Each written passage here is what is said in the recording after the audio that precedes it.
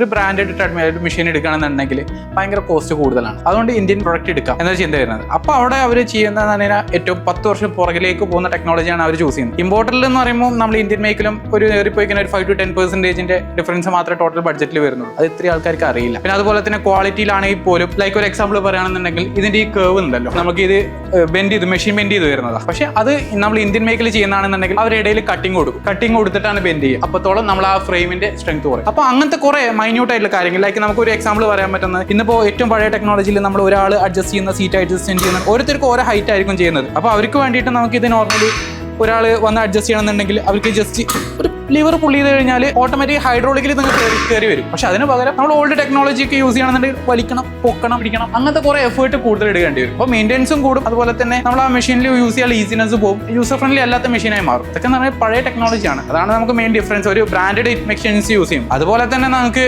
ഒരു എയറോഫിറ്റ് മെഷീന് പുതിയതായിട്ട് മാർക്കറ്റിലേക്ക് ഇംപ്ലിമെന്റ് ചെയ്ത് കഴിഞ്ഞാൽ ഫസ്റ്റ് അവർ മാർക്കറ്റിൽ സെല് ചെയ്യുന്നതിന് മുമ്പായിട്ട് ട്രെയിനേഴ്സിനെ വിളിച്ചിട്ട് ഫുള്ള് യൂസർ റിവ്യൂ എടുക്കും. അവരുടെ സജഷൻ അനുസരിച്ചിട്ട് അതിൽ എന്തൊക്കെ മാറ്റം വരുന്നതെന്നുള്ളത് ഒരു ബെസ്റ്റ് ബോഡി ബിൽഡേഴ്സിന്റെ ഒരു ഗ്രൂപ്പ് ആൾക്കാർക്ക് വിട്ടുകൊടുക്കും മെഷീന്. എന്നതിന് ശേഷം മാത്രമാണ് അത് മാർക്കറ്റിലേക്ക് ഇറക്കുന്നത്. പക്ഷെ ഒരു ഇന്ത്യൻ മേക്ക് അങ്ങനെയല്ല.